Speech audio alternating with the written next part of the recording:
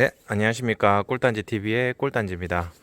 오늘 날씨가 굉장히 꾸무리합니다. 그래서 햇볕도 안 나고 조금 쌀쌀한 감이 없지 않아 있습니다. 그래서 현재 봉사 안의 온도를 보면 9도씨를 가리키고 있습니다. 그래서 오늘 어떤 영상을 찍어보려고 하냐면 어제 올렸던 영상에 대해서 결과를 한번 봐야 되겠지. 합봉이 잘 됐는지 안 됐는지. 그런데 제가 어제 올린 영상에 대해서 사실은 좀 마음에 안 들었습니다. 제 스스로. 왜 그러냐면 제가 유튜브를 하고자 하는 목적도 그렇지만 좀 초보 양봉인들한테 도움이 되고자 영상을 올렸는데 너무 제 개인적인 기술만 펼치는 것 같아서 오늘은 조금 더 자세하게 알려드리려고 영상을 이렇게 켜게 되었습니다. 그래서 부수적인 설명은 뒤에 영상 뒤에서 설명을 하고 일단 결과부터 먼저 봐야 되겠지. 합봉이 잘 되었나 안 되었나. 그래서 쭉 와보시면 요볼통입니다. 제가 밀랍으로 어저께 표시를 해놨거든요. 그래서 요볼통에서 저기 한 장을 봉판을 뺐습니다. 어제 지금 2번 장에다가 봉판을 뺐는데 어제 2번 장은 봉구의 중심이었습니다. 그래서 봉구 중심권 옆에 있던 3번 소비를 2번으로 옮겨 놓고 이제 얘네들이 봉구 중심을 지금 현재로서는 잘 잡은 것 같습니다. 봉구가 지금 현재 요렇게 져 있는 상태고, 그리고 이제 그 봉판 한 장이 약군 쪽으로 갔기 때문에 압축을 해야 되겠지. 그래서 소초광을 넣어서 압축을 시키고, 그리고 사양을 해가지고 약군이 된 벌에게 온도 보호를 좀 하고자 하는 목적으로 그리고 조소요를 일으키기 위해서 사양을 어제 현재 했습니다. 그래서 봉군의 상태를 보면 얘네들 하루가 지났는데 나름대로 질서를 새로 다시 잘 잡은 것 같습니다. 그리고 뭐 요볼통은 뭐 크게 문제가 안 되는데 이제 지원받은 벌통 약군이 이제 안에서 싸움이 일어났는지 안 일어났는지 그거를 한번 봐야 되겠지. 지원받은 벌통은 현재 이 벌통입니다. 그래서 벌통 앞쪽에 보시면은 사봉이 없습니다. 그러니까 싸우지 않았다라는 뜻입니다. 그래서 벌통 안에 내부를 한번 보시면 현재 이렇습니다. 어제 봉판을 한 장을 빼내서 요 뒤에다가 대어놨습니다. 뒤에다가 대어놨고, 원래는 이제 이쪽에 이제 두 장만 있었는데 벌들도 자세히 보시면은 서로 격립한 사이를 왔다 갔다 하면서 잘 지내고 있는 것 같습니다. 싸우지도 않고. 그리고 벌통 안에도 이제 사봉이 없습니다. 사봉이 없고 요 뒤쪽에 살짝 늘어져서 이제 벌들이 있는 것을 보일 수가 있습니다. 그래서 뭐 결과적으로는 합봉이 잘 되었다 라고 보시면 됩니다. 그래서 지금부터 합봉이 어떻게 이렇게 잘 되었는지, 왜 소주나 아니면 다른 기타 합봉제를 사용을 안 했는데 합봉이 잘 되었는지에 대해서 제가 조금 더 추가적으로 설명을 해드리도록 하겠습니다. 봄, 여름, 가을, 겨울 합봉이라든지 왕을 바꾼다든지 여러 가지 조건들이 다 있습니다. 그래서 저희 농장에서는 봄철에는 어떻게 이렇게 합봉제를 사용 안 하고 합봉을 시킬 수 있는지에 대해서 설명을 해보도록 하겠습니다. 먼저 여러 가지 조건이 있는데 핵심은 그겁니다.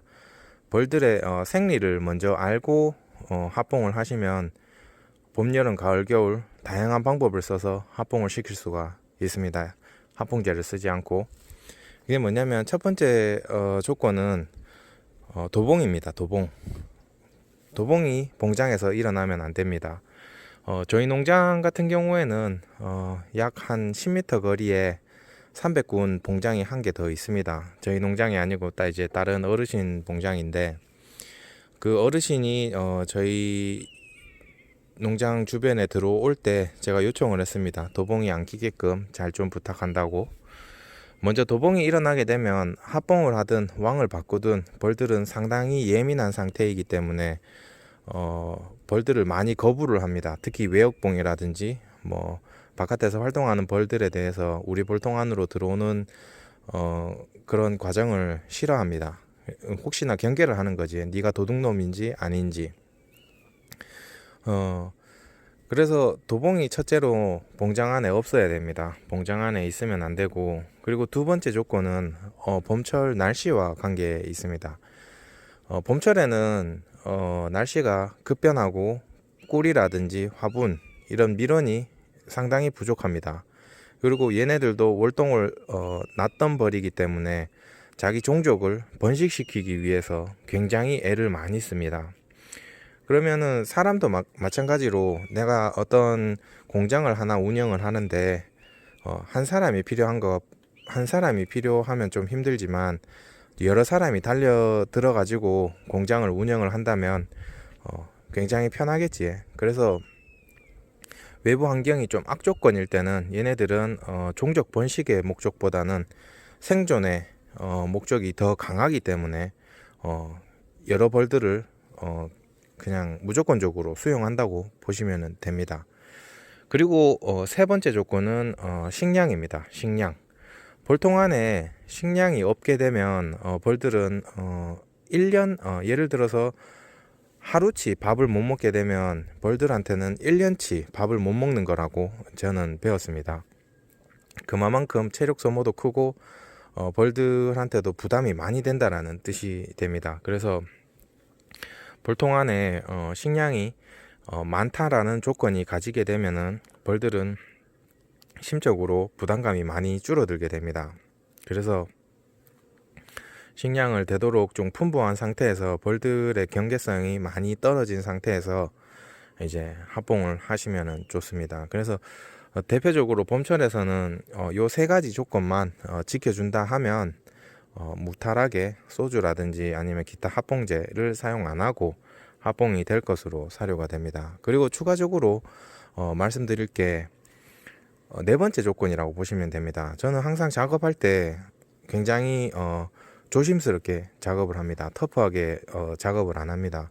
물론 벌들이 한 마리 한 마리가 아까워서 그런 것도 있지만은 벌들을 살살 다뤄주면 봉군 안에 소란도 없고 뭐 이제 편안하다고 하지. 뭐 집안에 뭐 시끄러운 소리 나고 이러면은 사람이 예민해지듯이 벌들도 똑같습니다. 볼통 안이 소란스럽고 시끄러우면 벌들이 굉장히 사나워지고 예민해집니다. 그래서 항상 작업하실 때 조심스럽게 작업을 하시면 뭐 싸우는 일이라든지 뭐 그런 일이 없습니다. 그리고 또 추가적으로 말씀드릴 게 있습니다.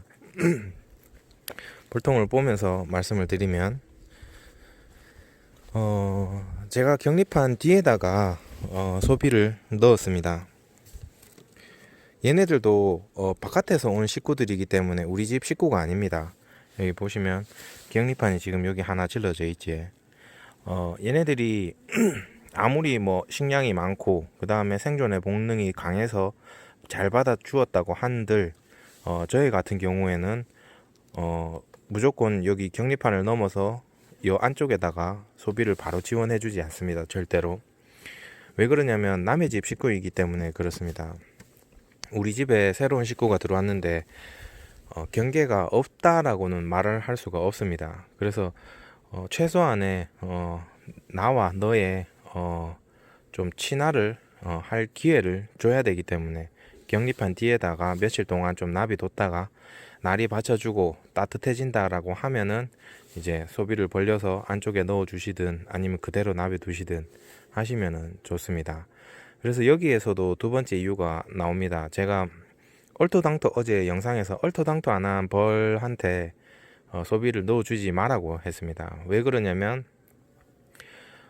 격립한 뒤에다가 봉판을 한 장을 지원해 주는 거기 때문에 너무 약군이라고 하게 되면 이 봉판 하나가 외역봉이 자기 볼통으로 돌아가는 것을 감안하면 이 봉판 하나에 있는 그 봉판을 내역봉이 다 지키지를 못합니다. 지키지를 못하기 때문에 적정한 군세에 한 장 지원을 시켜서 탄력을 좀 더 주기 위한 목적이지 너무 얼토당토 안 하면은 이 봉판 지원해준 봉판이 오히려 더 질병이 생겨서 이 봉군 전체에 질병이 감염이 될 수가 있기 때문에 그 점도 한번 추가적으로 생각을 해보시면 좋을 것 같습니다.